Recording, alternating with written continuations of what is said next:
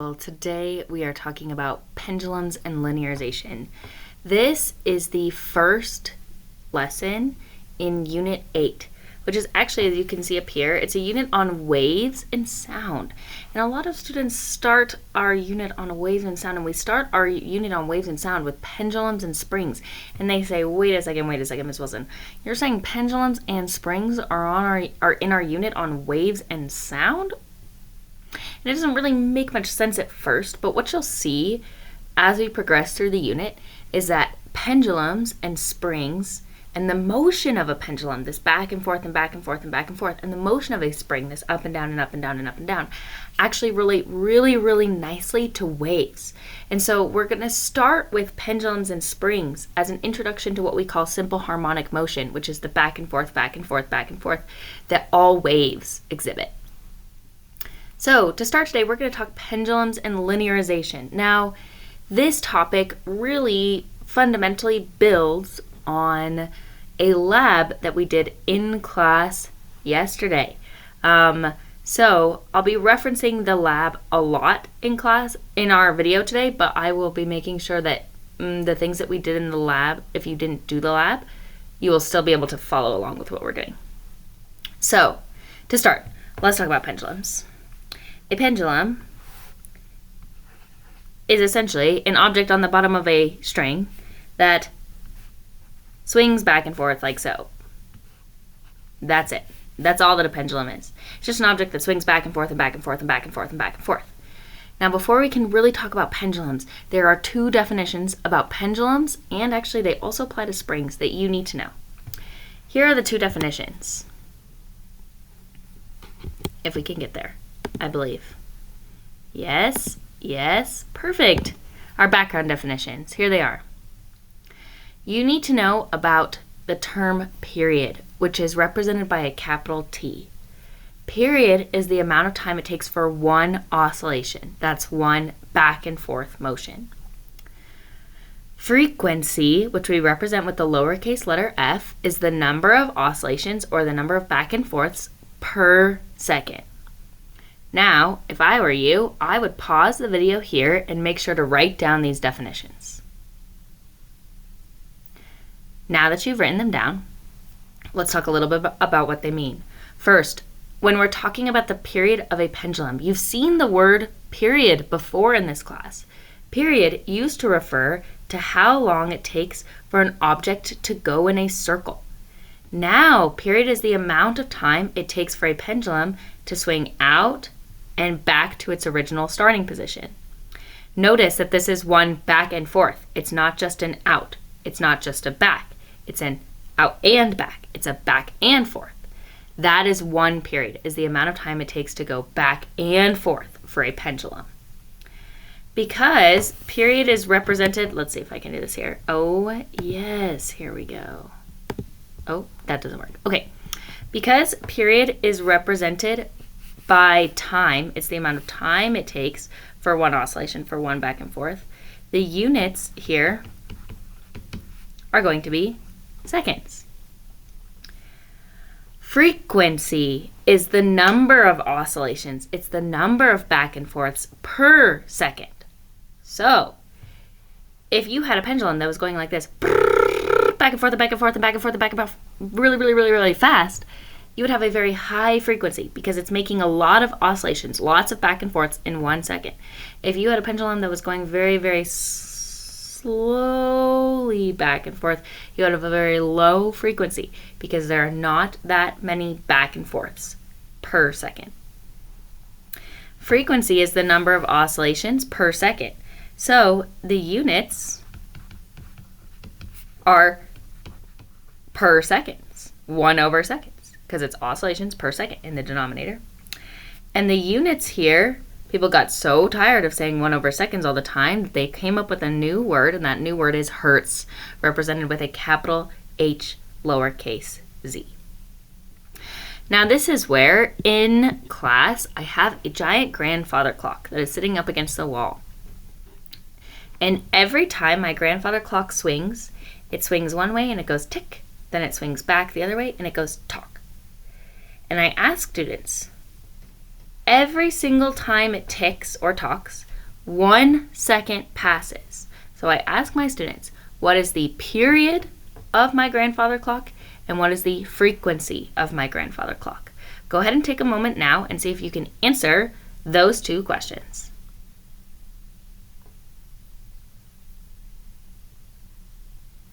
Okay, and here's what you should have said. You should have said that the period of my grandfather clock is 2 seconds because 1 back and forth of my grandfather clock is 1 second, 2 seconds. You should have said that the frequency of my grandfather clock is 0.5 hertz or half a hertz because in 1 second it completes half an oscillation. It does an out, but it doesn't do an out and back. That's a little on period and frequency of a pendulum. The rest of class, the rest of the lab was focused on this. It was focused on what factors impact the period of a pendulum. In other words, what makes a pendulum swing back and forth really fast or makes it swing back and forth really slow? What are those factors? So, going back to here. Oh, possibly, maybe not. Here we go. Yes, killing it. Okay, going back to here. We looked at what factors, oh no, oh, not so much of killing it. Come on, we can do this. Okay. Wow, so sorry team. Someday this is gonna be smooth like butter. It's gonna be awesome. Okay, take two. Over here, yes, okay. Let's try again. We said, what factors influence the period of a pendulum?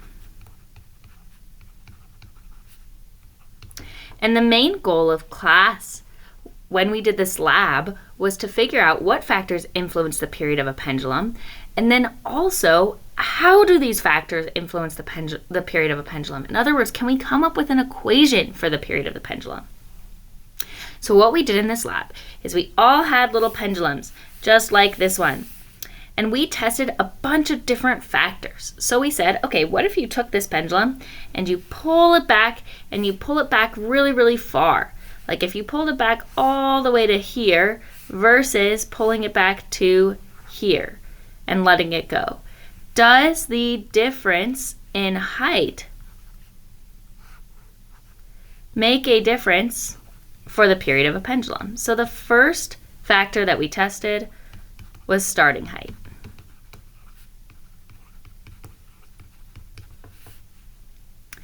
The second factor that we tested was the mass on the end. So to do that, we started with different sized masses on the ends of the pendulum. We brought them, we lifted them up to the same height, let them go, watched it swing, and said, does the mass on the end impact how long it takes for it to swing one back and forth? And the last factor that we checked was the length of the pendulum. This was easy to test by changing the length of this string here. We would make shorter pendulums, pull them back, go ahead and let them swing, count how long it took. Then make longer pendulums, pull them back, let it go, let it swing, count how long it took, and determined how that impacted the period of the pendulum. After testing these three variables, we found that not all of them matter. The ones that really matter here are not the starting height.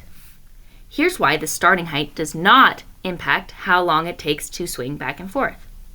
The starting height has no impact because if you take that little pendulum and you pull it back really, really far, like you pull it back all the way to here, and then you let it go, it has a much bigger distance to travel in one oscillation and one back and forth. But it's also going to go much faster. And so it's going faster, it has more distance, the two cancel out, and it takes the same amount of time. As we discovered in the lab, changing the amount of mass that's on the end also has no impact on the period of a pendulum. It has no impact on how long it takes to swing back and forth. Here's why. If you add more mass has more inertia, and so it resists acceleration. But also, more mass is pulled on harder by the force of gravity. So it's pulled on harder, but it has more inertia. The two things cancel out, and it takes the same amount of time to fall. Hey, don't you already know? It takes the same amount of time for any two objects to fall, regardless of their mass. And so it takes the same amount of time for any two objects to swing, regardless of their mass. This led us to the conclusion that the only factor that matters for the period of a pendulum is the length of a pendulum. Haven't you seen this before? A little pendulum will go whoop, whoop, whoop, whoop, whoop, whoop, whoop, whoop, really fast like that, but a big pendulum will go whoom, whoom, whoom, whoom, really slowly. And so the length of a pendulum matters. The starting height of the pendulum, the mass on the end of the pendulum, those things do not influence the amount of time it takes for a pendulum to complete one oscillation, one back and forth. That's where we started yesterday. Then we said, okay, we know that the length of a pendulum matters. Now let's see if we can find an equation for the period. The way that we find an equation for the period involves this concept called linearization that you see is our second topic over here. Linearization. Oh my, I do this all the time. Please don't do that. Let me be free. Stop. Okay. You know what? Someday this is never going to happen to me ever. I'm just going to rock it every single time. Okay, this concept called linearization. Linearization is a graphing idea.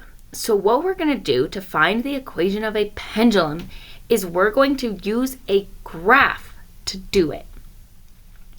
Here's what we did. We knew that the length of the pendulum was important for the period of the pendulum, and we knew that this is going to be our dependent variable because we're seeing how this impacts this. So what we did in class is we collected some data, and the data that we collected was some length data for the length of the pendulum and some period data for the period of the pendulum. Then, after we collected that data, we used all those data points to make a graph. Here's the idea of linearization. You can use a graph to find an equation.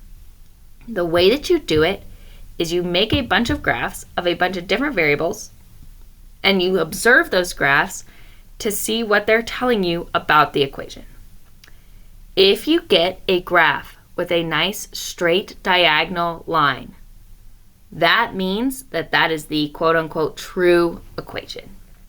I'll show you some examples. If I can get out of this thing. Yes, nailing it. Over here. Yay! Okay.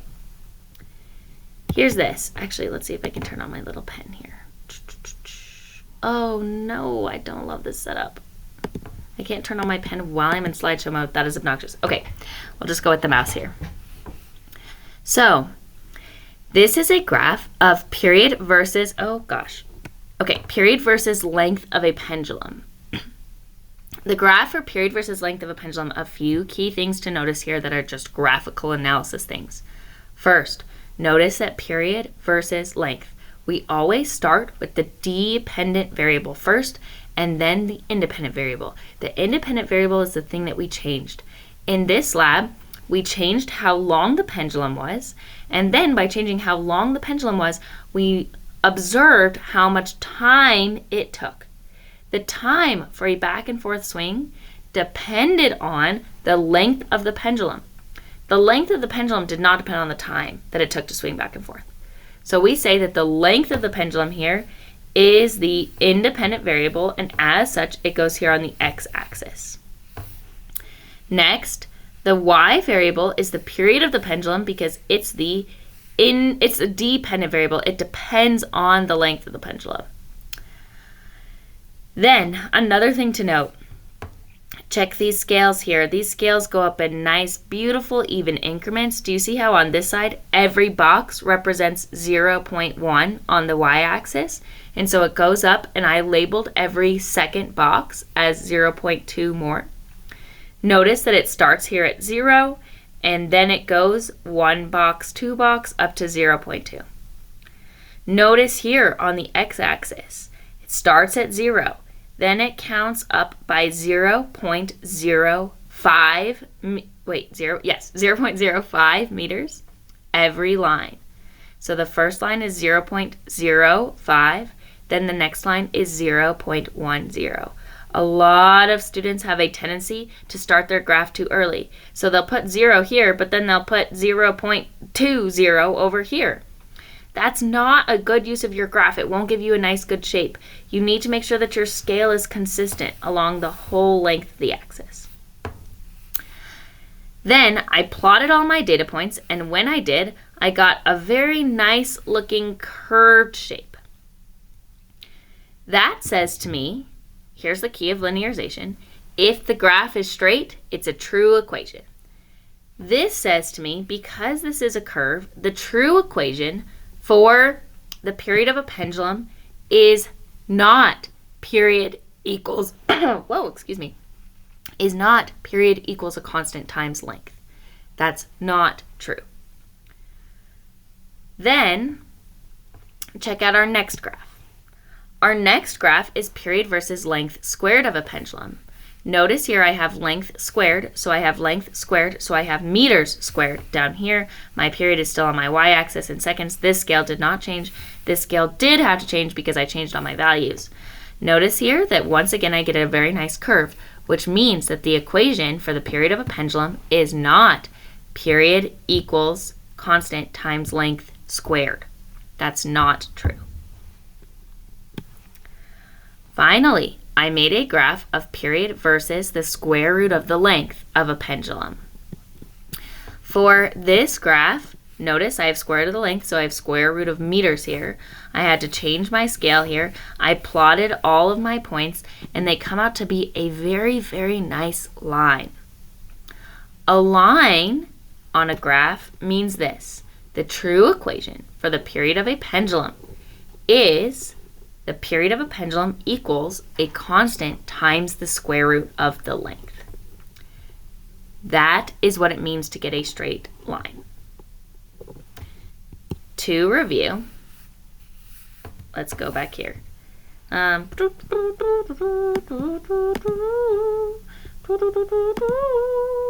kind of want a new drawing. Okay. To review, let's talk a little bit about linearization rules. Oh, no, that's not what I wanted to happen. Try again. Okay. Linearization rules.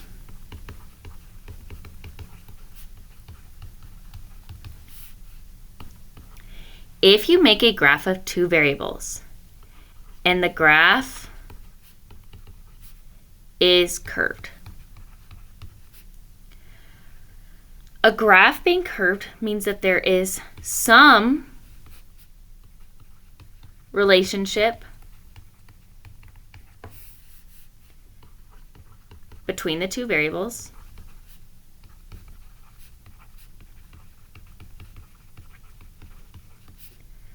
but the current relationship that you found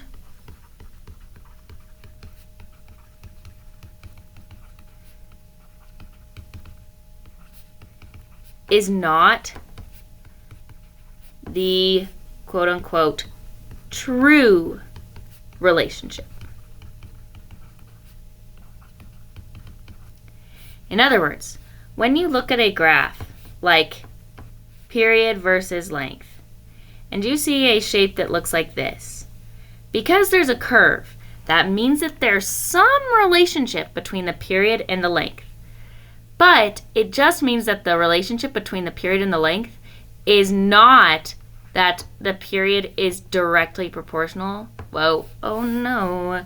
Eraser, please come over here. Okay, wait, get over here. Yes, perfect.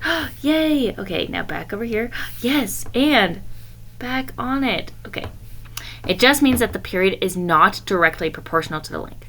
So maybe the period is directly proportional to the length squared, or maybe it's directly proportional to the length cubed, but the period is not directly proportional to the length because there's a curve here. The period is related to the length, but it's not directly proportional to the length. And we'll come back over here and we'll say that this, and we'll use a color pink, is not true. Oh, darn, I did the thing again. Okay. Next. Oh, change my color back to blue. Okay. No, don't do that. Okay, go back. Yes. Okay. Good. Sorry, I will get so much better at this, I swear. Okay. The second thing that could happen, if the graph is a straight diagonal line, that means that this is the true relationship. You have discovered proportionality.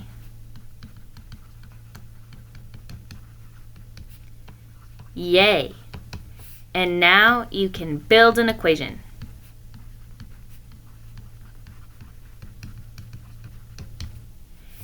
If, in this example, you had a graph that was period versus the square root of the length, that gives you a nice straight line, like so. What that means is the period is directly proportional to the square root of the length. So the true equation for the period of the pendulum is some constant times the square root of the length of the pendulum. That's what the equation is. If you have a nice straight line, this is good news for you. It means that you can build an equation now. You can find out the true equation because you know that the period is going to equal something times the square root of the length. The last kind of graph that you could get is if the graph is flat. I didn't show you an example of this graph, but I'll show you an example now. If you see a graph that is flat, that means there is no relationship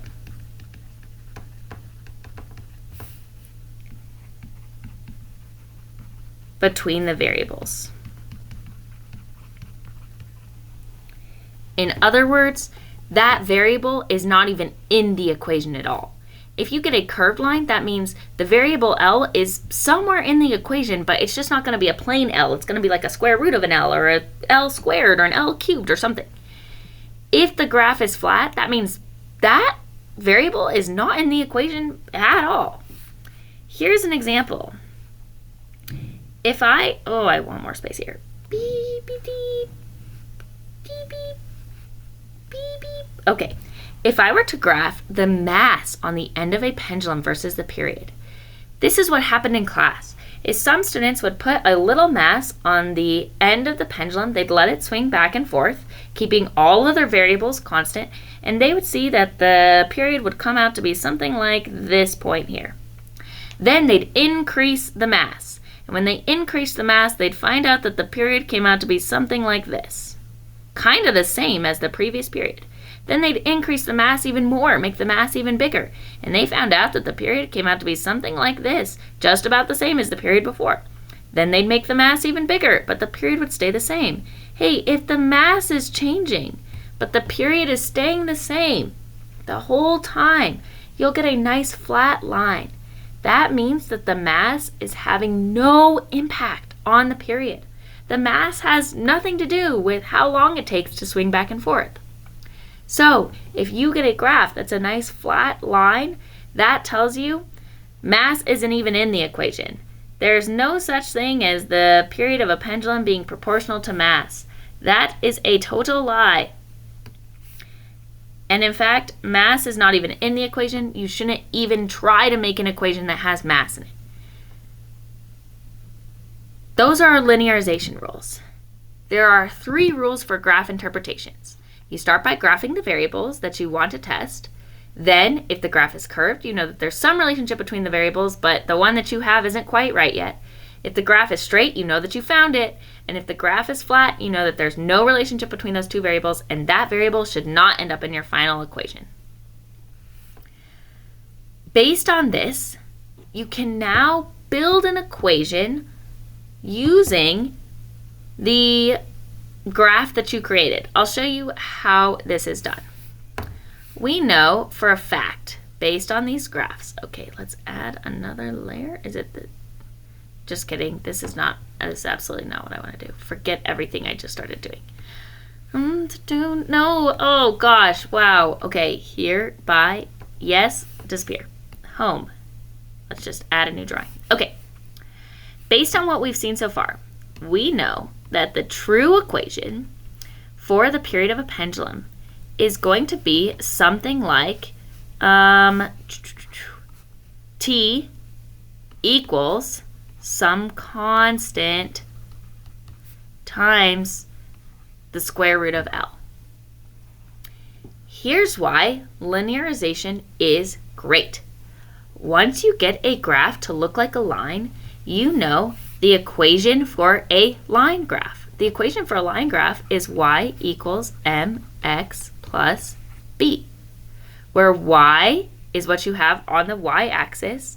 In this case, wouldn't that y, I'm going to change our color slightly here, wouldn't that y be the period? X is what you have on the x-axis. In this case, because it's a nice line, what we have on the x-axis is the square root of L. B is going to be the y-intercept. Oh no, I can't spell intercept. That's so embarrassing. Even in abbreviation format, I still, distress. Okay, don't worry everyone, relax, stay calm. I'm calm, you just get calm. Okay, square root of L plus your y-intercept. Okay, then m is going to be the slope of the line. Do you see how I can finish building this equation using my graph? All I have to do is look at my graph, find the y-intercept, and then find the slope of the line. And if I can find the y-intercept and I can find the slope of the line, well, then I can find the true equation for the period of a pendulum. Now, let's go look at my graph.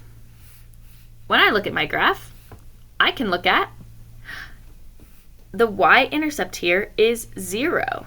Oh gosh, the y-intercept here is 0. So in for my b value, I'm going to plug in 0 for my final equation. Then I can find the slope. If I wanted to find the slope, here's how I'd recommend doing it. I would choose 2 points, maybe a point right here and a point right here. You know how to do this, yes? M equals y2 minus y1 over x2 minus x1, rise over run. You could find the slope of this graph. If you look at the slope of my graph, I won't spell it out for you here, but look, I have 1.6 minus 0.8. If this is my other point, gives me 0.8. Up here at 1.6, I have 0.8 down on my x-axis. Over here at 0.8, I have 0.4 on my x-axis. So I get 0.8 divided by 0.4. This means that the slope of this graph is 2. Anyways, if you want to spend more time with that, you're more than welcome to, but I won't go over it more than that. The slope of this graph is right at about 2. Now, here's what we could say, is we could say that based on our data then, based on what we saw in our data table, we get that t equals 2 times the square root of L. And that is our equation for the period of a pendulum. Almost. Here's something that is true that's just, how should I say, very, very hard to see from the graph. Here's something that's true. Right now, in your calculator, type into your calculator this expression. 2 pi divided by the square root of g, where g is equal to 9.81 meters per second squared. what you would get is you would get an equation, or you would get a final answer that looks like 2.006. Right about equal to 2. Here's the truth, and this again is hard to come up with from just based off of your graph, and so that's why I'm telling you that this is the truth, is that the true equation for the period of a pendulum looks like this. T equals 2 pi times the square root of L over G, where this value, the 2 pi over the square root of G, is your slope of your graph. That's how you can use linearization and graphs to come up with an equation. First, you find out which variable gives you a nice straight line. Then you use that straight line to find the slope and the y-intercept, and you use that to build an equation. And our final equation for the period of the pendulum is that t equals 2 pi times the square root of L over G. Huzzah! We have found a new equation. Now, the question is, can you use it? Let's try. New drawing. Huzzah! Let's do, sorry, let me find the practice problem that I wanted to do with you. Oh, yes. Okay, here's what's cool. First, did you notice that in our equation, t equals 2 pi times the square root of L over G? Did you notice that the period of a pendulum depends on G? This should make some degree of sense to you, because isn't gravity the go-go juice for a pendulum? Like, what makes a pendulum swing? You pull it back. What makes it go? It's gravity. Gravity pulls on that little mass and makes it go. So you would kind of expect that gravity, or the acceleration due to gravity, should be somewhere in this equation. And there it is. Here's a question for you. Could you go to a very different planet? Bring your little pendulum with you. Bring your little stopwatch with you. Bring your little meter stick with you. Time, how much time it takes for your pendulum to swing back and forth. Measure the length of your pendulum and figure out what is the acceleration due to gravity on that planet. Absolutely you could. Let's try a practice problem. Let's say that you go to the planet Dingeldorf, and you find out on the planet Dingeldorf that when you have your pendulum that has a length of, I don't know, let's say 14.3 meters. A very long pendulum indeed. You take your giant pendulum with a length of 14.3 meters, and you pull it back and set it in motion. The mass that you decide to put on the end of your pendulum is equal to, let's say, 132 kilograms. Again, it's a very large pendulum, very large mass at the end. It's a whole thing. Now, you're measuring the period of the pendulum, and you find that the period of this pendulum is, let's say, with your fancy stopwatch, you measure 13.4 seconds. The question is, could you find the acceleration due to gravity on this planet? Well, sure. You start with your original equation. T is equal to 2 pi times the square root of L over G, like so. Hey, make sure, students, that when you're writing this expression right here, that the square root goes over your L and over your G. It should go over both. Now, rearrange to solve for what you're looking for. This part can be kind of tricky because your G is trapped in a little square root situation here. So we're going to need to do some serious algebraic rearranging. Here's what I'm going to do. Actually, I'm going to start by rewriting this thing. To start by getting my G out of its square root captive home, I'm going to square both sides here, like so. And I end up with T squared equals 4 pi squared times L over G. To get G by itself, I'm going to multiply both sides by G, divide both sides by T squared, and I get that G is equal to 4 pi squared L all over T squared. Next step, which you would do on a separate line, though I am running out of space, is that you would plug in numbers here. We got 4 pi squared times 14.3 meters divided by your period squared, which is 13.4 seconds. Ciao. Next, plug it into your calculator and see what you get. I'll plug it into mine, and you can plug it into yours.